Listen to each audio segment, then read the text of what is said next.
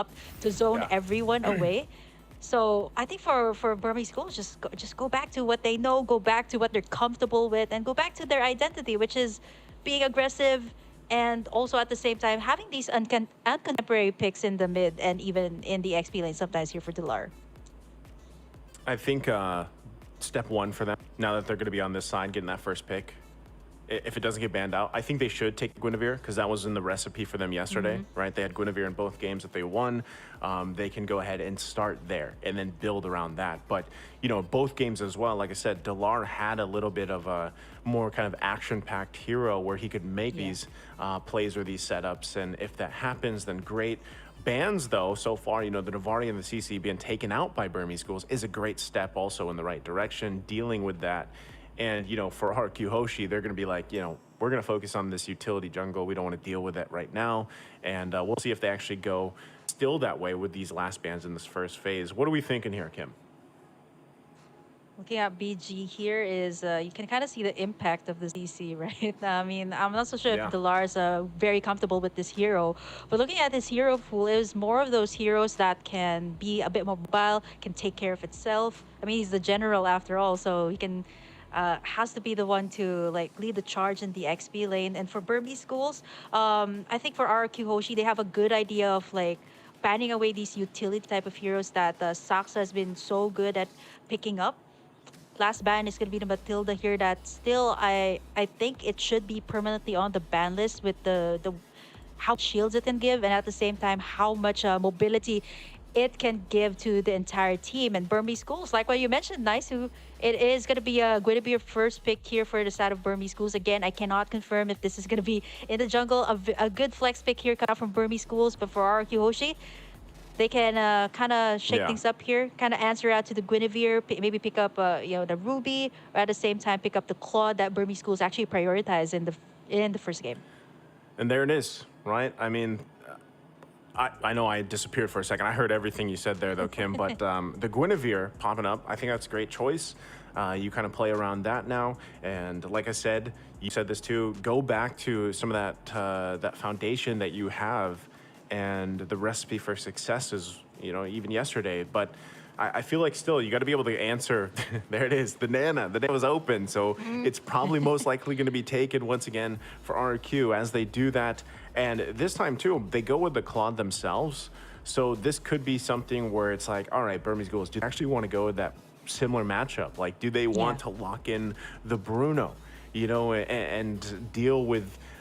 It's, again, it's a flip side type thing, and they could build around that. I think this is still, though, so far, let's see what these next two picks are going to be for Burmese Ghouls, but I just like the fact that they at least went with the Guinevere, because although we did see it twice even yesterday, giving them the success, they could still flex it. Like, there's still room for that.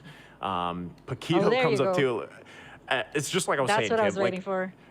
Go to what worked for them yesterday, and try that here. There's the Bruno. So this is looking very similar to if you guys caught game 2 of yesterday against Twisted Minds. I think it was a very quick game. It was like 12 minutes.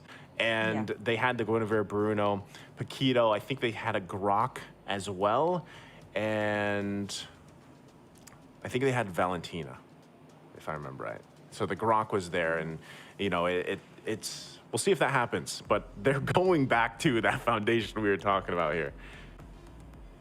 Yeah, the Paquito here and the Guinevere. I just want to say that this is really confusing right now, especially for, let's say, some of the people who just come in. They're pretty new to the meta.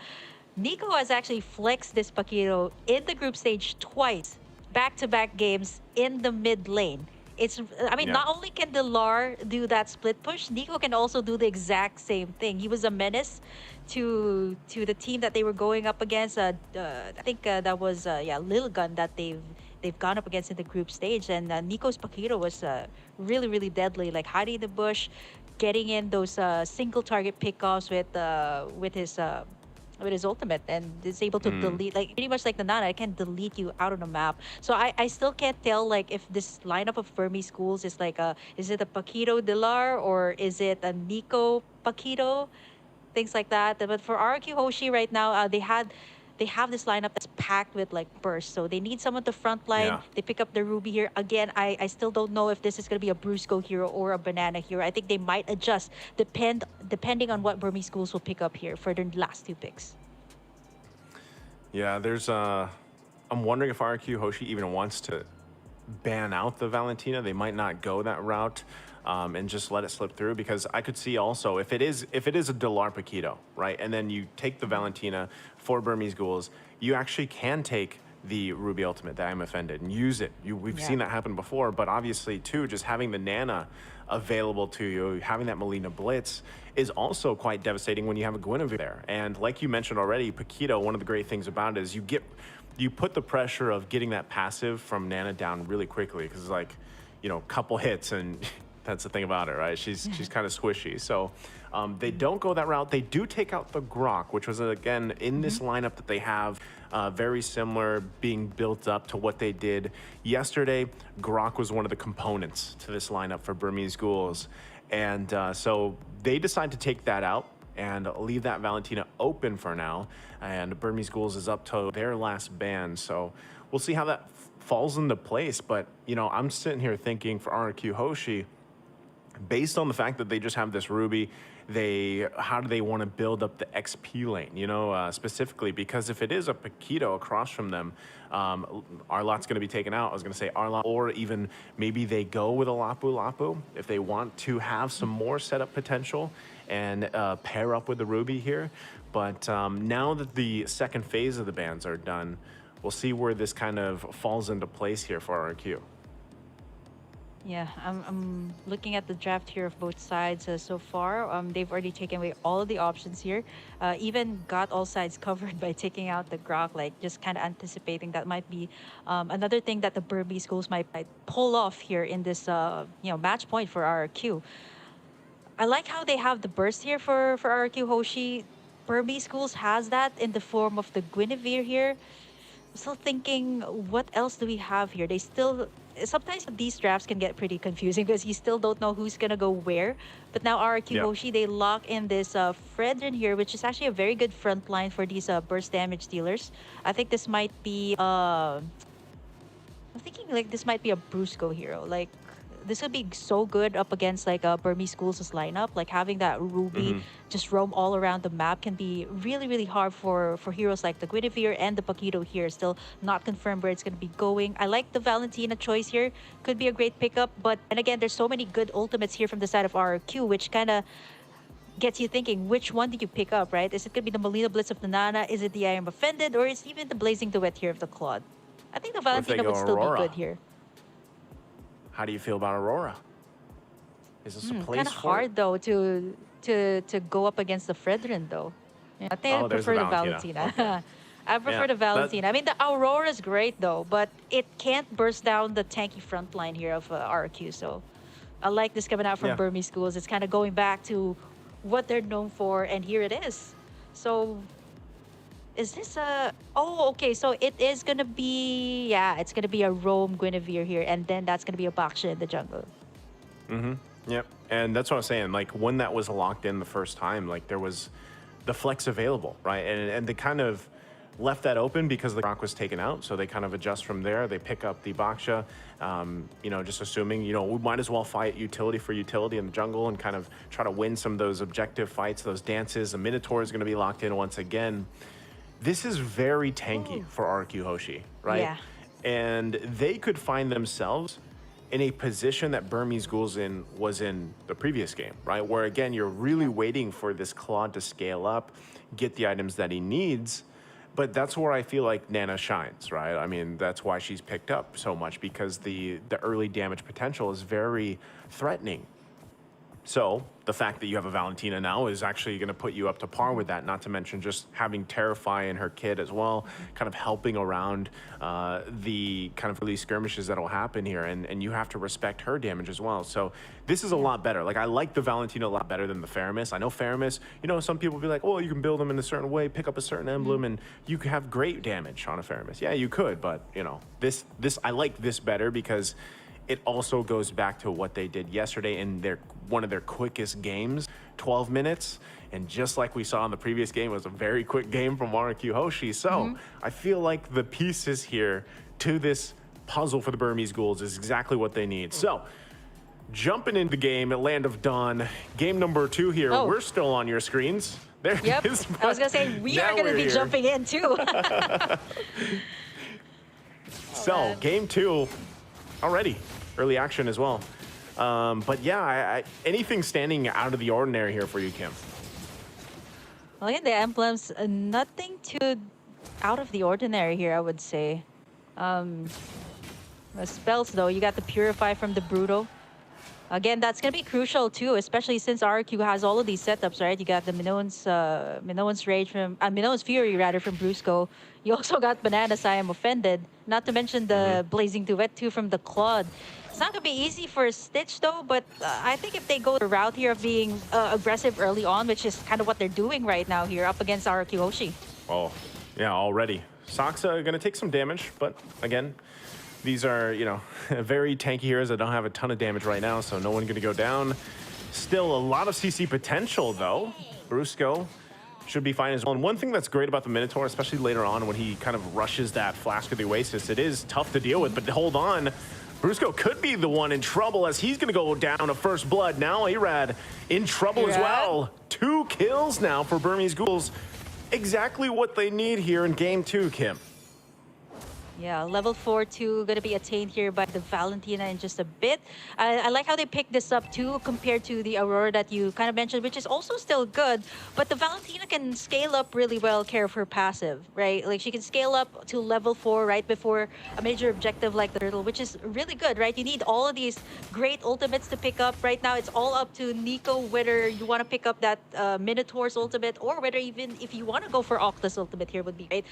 Burmese School started out real strong. Now they're looking to take in this first Turtle game, and so far RRQ after that those first 2 pickoffs actually they're kind of having a hard time here. They knew he was there. Brusco once again going to be the focus. They forget the Turtle for now. They want to get the kills here. The pull comes through. Irad could be in trouble, but look at the response. Now Blink has to get out of there. He's the one to fall from Octa. Now still going to be fighting it out for more. Irad the one to fall, still bloodied here. 1 HP. Banana trying to get away, but it's Nico that falls. It's a double for Saksa. But RRQ gets on the board. But now they still might try to stop Burmese Ghouls from getting this Turtle if they can. Brusco not having that level 4 just yet. Take a look at the replay. They might be able to just get that Turtle. Keep an eye on that. It looks like they do, but this was a great play here from both teams. I mean, a lot of response back and forth, but yeah, the Turtle is taken here by Burmese Ghouls. Yeah, I like the clap back there of RRQ. They kind of like, okay, you know what? Burmese Schools is going full aggressive. They actually went in for the full aggression too.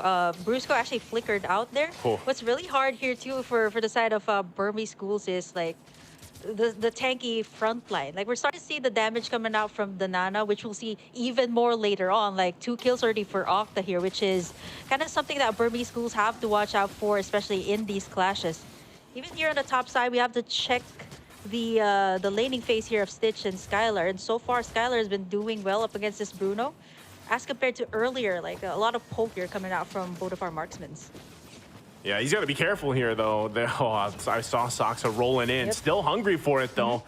They should be able to protect him. Good rotation and response from RQ right now. Also the fact that I don't know if they still want to put the pressure here, but like you mentioned, Octa having those 2 kills early on will help him scale up pretty well. He does just have that magic penetration for currently the arcane boots, but he'll still be working around building up.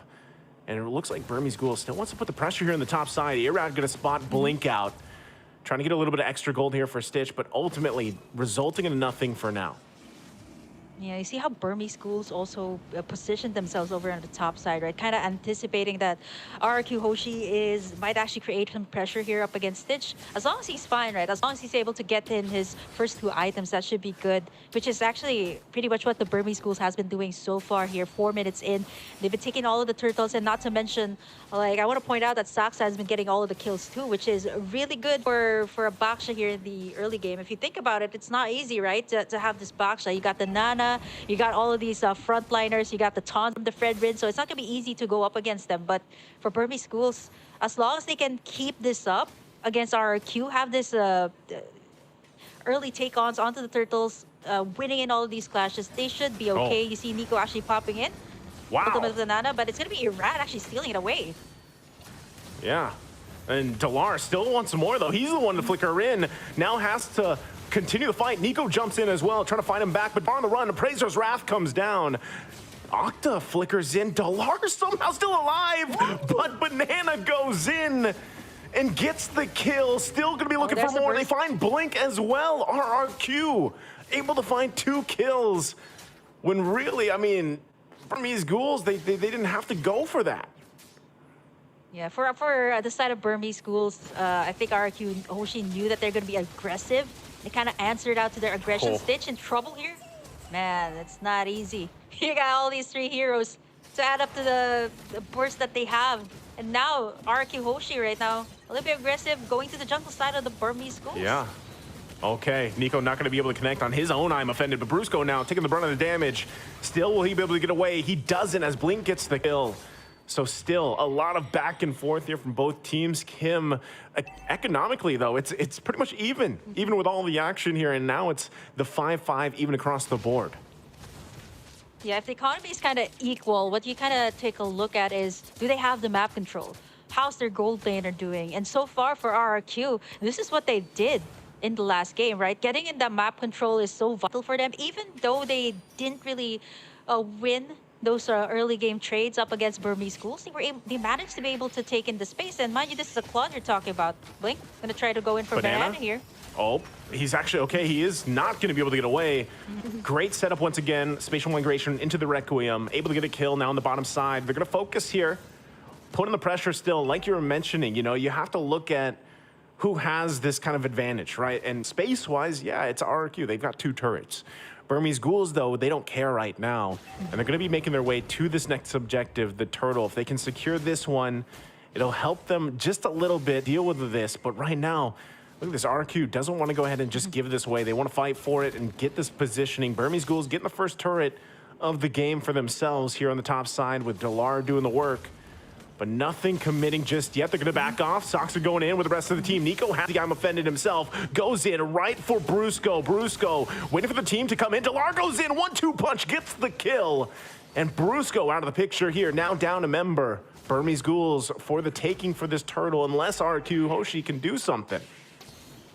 Yeah, like what Delar did there too. He's actually going to recall back to the base after taking in that turret, and joining in the side of Burmese Ghouls here kind of adds up to the burst damage that they had. Not only do they get it in the form of like Blink here with the Guinevere, but with Delar actually joining in the fights, it's actually pretty good here for Burmese Ghouls. But Delar also understands that he kind of needs to take back the space that RRQ HOSHI has been taking, and so far he's doing in the split push pretty much what the Burmese Ghouls has been doing even in the group stage. Here comes the last turtle though. Blink could be in trouble here. Skylar going in with Blazing Duet, gonna force him back. Irad able to get the turtle though off of it.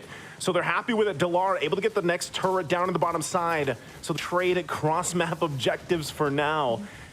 Was that worth it? Is that the good call for Burmese Ghouls here, Kim? I think it's a point that Burmese Ghouls kind of understands that RRQ HOSHI, yeah, okay, they've been taking in, they've been winning in all of these team fights so far. So Delar, I like what he's doing, and this was what he has been doing even in the group stage, right? Creating the space for Burmese Ghouls, and you really need this, especially in the current meta that everybody really loves to go for team fights, and sometimes you don't even notice it. You don't really have that space in the map. It's gonna be harder to go for those team fights, especially like once these turrets are down, you kind of have to send someone back in, so it's going to be like -1 when it comes to the team fight. So not only do you have to join in the team fights, you have to get the map control too here for the side of Burmese Ghouls, which is what Delar has been doing so far here for the side of Burmese Ghouls. Yep, and with that, right, this the main thing is building up enough time for this thing for Skylar here. Now, once again in the mid lane, they want to go ahead and duke it out. Brusco taking a ton of damage, goes in with a jump, gets the Minoan Fury as well, but look at the backside. Nico's going to be the one to fall, and now Irad holding Stitch back. Blink trying to help him out. Skylar now joined the fight. Appraiser's Wrath going to come down. It's Stitch that falls there in the jungle. So RRQ clapping back, looking for Delar. He's on the run. Into the jungle he goes. Banana going to stick to him, cancels him out from the dash, and still going going. Might even get the kill there in the solo, but also looking at the replay here, look at how this unfolded. Not sure he's actually still in the chase there, by the way, on the live cam. But what a setup and what a play here from RRQ. Oh, they're going to get him. BURMESE schools. It looks like they're getting him. Oh, yep. Delar, you tried. There it goes. Yep. Well, he was successful, though. He was able to take down that second-tier tower there on the bottom side. And if you look at the goal, too, like, it seems like RRQ HOSHI is managing pretty well up against the BURMESE schools here, but it's not that far of a gold lead. It's 1,000, yeah, 1,000 gold lead at least here for the side of RRQ. If they manage to take this Lord, this should be at least a little bit more space for them to take in at least all of the second-tier towers here for BURMESE schools. Again, the space for their side, and not to mention, like, if you look at Skylar's stats, 203 on this Claude, you saw in that last replay that he was already shredding apart all these tanky front lines that the BURMESE schools had with just one blazing duet. Yeah, and with that, I mean, this is where you want to be. 11 minutes in, you're quite beefy on this Claude here for Skylar, and it's showing, right? A lot of the times, even if Brusco was out there, you know, some people might be like, oh, Brusco, what are you doing? But a lot of the times he's actually able to be a nuisance so much on this Minotaur that he's able to get a lot of resources out, and then Skylar able to shine later on with the setups. And of course, that's just how it's been so far. But now that they're playing around this Lord here, you can see Delar still putting the pressure on the top side. Yep. He picks up the Malefic Roar. He's gonna go ahead and try to get that, but there's the tier 2 going down in the mid lane. Irad keeping Saksa there at bay. They might want to respond to this. If he still gets to that base, it looks like Skylar's going to go back. Lord is going to get worked on, though, but not the mid-turret in the base, half health. Now Delar might be making his way to cut them off here. Conceal play going to be used as well, but it gets spotted out for now. They don't commit. So, again, Delar is just trying to find what he can here, Kim. Now it seems like this was the same case. Like, this Paquito seems to be a staple choice here for the BURMESE schools, not only for Delar. There was also a time in the group stage that this was the thing that Nico has been doing. And taking a look at the items here so far, it is going to be, wow, Skylar at least leading in terms of a gold lead here right now. 9,700, nearing already 10,000. That is way far from what Stitch has. 1-2-0 on the Bruno. He's already gotten that Wind of Nature too, just in case he gets picked off here or gets into like a head-to-head here with Delar. Having that Wind of Nature is going to be crucial in the team fights. It's going to be clutch, right? That's what that's going to be. And like I said, when Claude gets to this point, you have these 4 specific items locked in. It's really tough to deal with because you also got to catch him, right? The way that he's going to use that BMI to kind of get out of some of these situations. Octa picking up a Divine Glaive as well. Minoran Fury with the Flicker combination goes through. Look at them getting whittled down. Sox could be in trouble. There's the knockup though, and he's able to get her out with the BMI. Now Sox are the one to fall into the jungle. Delar trying to get the punches off here, but he's got to respect the damage. I'm offended, not going to connect. And they might still just pull it back. Still 30 seconds away from this Lord, but RRQ finds a kill. Yeah, the swing of the gold too from 38K for the side of RRQ. Then it swooped all the way up to like a 4,000 gold lead right now, just with that one shutdown onto Saksa, which is exactly why RRQ was willing to commit that clash. Like, Saksa was right in the middle, Skylar having that insane amount of burst, plus Octa too. So it's not going to be easy for a Baksha to just roll in when you have the Molina onto him. Actually, if you take a look at the replay, you might actually catch it. He gets in that Minoan sphere from Brusco, and at the same time, it really set things up here for both Octa and Skylar to just free hit him. Now, it's going to be the first enhanced Lord of the game. 14 minutes in, RRQ HOSHI going to be starting it up. Let's see, BURMESE Ghouls, do they actually want to try to pull something off? Saksa could come down to it. Nico holding on to that Ruby ultimate once again. RQ knows what's up. Delar also positioning here. They're going to have to go for it. Praiser's Wrath going to come down. Irad able to secure it, though. Gets the Lord. And now Sox left to his own. Will fall into the river. Now Blink in trouble. Gets I'm Offended combination here. Flickers on out. Delar couldn't do anything but watch. And Saksa's the one to fall. RQ ready to make the power play. Oh, I like the attempt there of Saksa to try and steal in with the Lord. Roll in and click that retribution. But I think BURMESE schools kind of was trying to go for maybe possibly a split push. Like if you look at that particular moment when Saksa was going to try to go in, like you see Delar and Stitch gonna try to make a move on that mid lane, but it's a little bit too late now because Enhanced Lord for the side of RRQ, they can take all of the inhibitors here. They don't have a good amount of burst to take down the front line. Yeah. But here comes Irad. Irad he's gonna get pulled. He has the immortality, but there's the Minion Fury gonna be jumped in. Look at the damage though coming out from Skylar. Able to get the kill on Saksa. Brusco is the one to fall from Delar though, so it's a 1-for-1 for now. Can they hold it together? Blink gonna be able to jump in. Takes quite a bit of damage himself. The flicker comes through, and he's keeping him at bay. Lord finally gonna go down. Nico has to run out of there, buy some time, some space, but he ultimately dies. And they hold on to a sliver of health on this turret for a little bit longer. Delar trying to keep the minion at bay. Banana jumps in, finds the connection, but look at the damage from Delar. The 1-2 punch isn't enough to get a kill though. And now RRQ looking to end the game, looking to end the series here. Can they do it? 3 down for Burmese Ghouls. It looks like they're gonna take the disciplined route here, Kim, and back off for now. Yeah, if they overcommit there, they could have been punished there by Stitch, who also has almost all the items that a marksman needs, right, in the late game. And by this time, like 16 minutes in mid to late game, everybody has what they need to be able to go up against your opponents. But what RRQ HOSHI has here, as compared to Burmese Ghouls, is the burst damage. You've seen it in the Nana. That was like 2 hits onto Saksa. Yeah. He also has the Athena's shield there. So even that wasn't able to counter it out. And not to mention, I just noticed his emblem here right now. That additional burn that you get when you pop in your skills from that emblem from Okta. So kind of really hard for the tanky frontline here of Burmese Ghouls. They're going to have to rely on Stitch here and even Blink. Then again, same case from what they had in game number 1. Great solid front line, but no one to kind of answer out to the back line here of RRQ HOSHI, because Delar's busy pushing, right? Delar's busy pushing. There's no one to take down the Nana, no one to take down Skylar, who is also very mobile here as a Claude.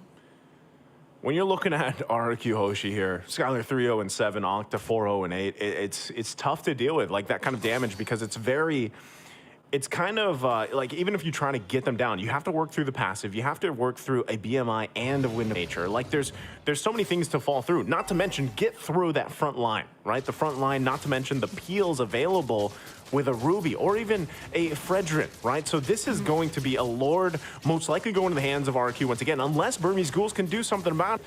But even Saksa just trying to get some of this vision. Yeah. Blink waiting patiently as well.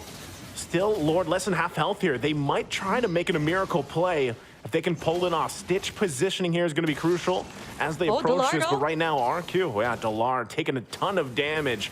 He's kind of out of the picture, so now the numbers in the advantage for RRQ, and that's going to be Lord going in their hands. There's nothing Burmese Ghouls could do with that, considering the fact that Delar had to go back to heal up. Yeah, the presence of mind, too, of like Okta and Skylar, to think that they had their eyes on the Lord. And they were also keeping Delar in check, right? He was trying to go for the mid tower, and RRQ HOSHI knows that. They have all the space that they get, so if they actually took Delar down there, that wouldn't have been a big thing. But for RRQ HOSHI, right, they've gotten everything secured. They got all these beefy front line to kind of contain that Lord pit. And you see how Skylar was chunking it out real fast, too. So at this point, everybody has everything that they got, to the point that Irad's already chunking up all of the damage. Gets tugged in, though. Wow. Irad already taking a ton of damage. Immortality going to be popped. Blink as well. Still has his. Can they pull it off? Look at the damage. Delar going to be taken out really quickly. Skylar on the backside still going. Lord's still going to be up here. They want all the kills before they end the game. It's a triple for Skylar, and they take the series in a sweep, sending Burmese Ghouls out of the tournament. To think that we thought that Burmese Ghouls going back to their identity, it did work out for them. Actually, it did. They took back the space early to mid game, but unfortunately for the side of RRQ HOSHI, the damage when it came to the late game.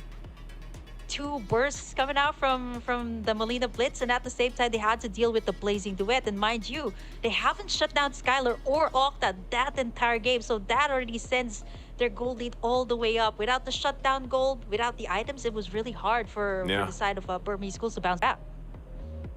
I mean, even taking a look at the highlights here, like you said, Kim, there was some moments, once again, from Burmese Ghouls that looked pretty good, but every single time, I mean, this, as we jumped into this highlights, like we're already minutes into the game, and RRQ HOSHI just had an answer for so much of this game. And really, again, this is really pointing out why Nana's so strong in this current meta. I mean, it was impossible for anybody to get to Octa.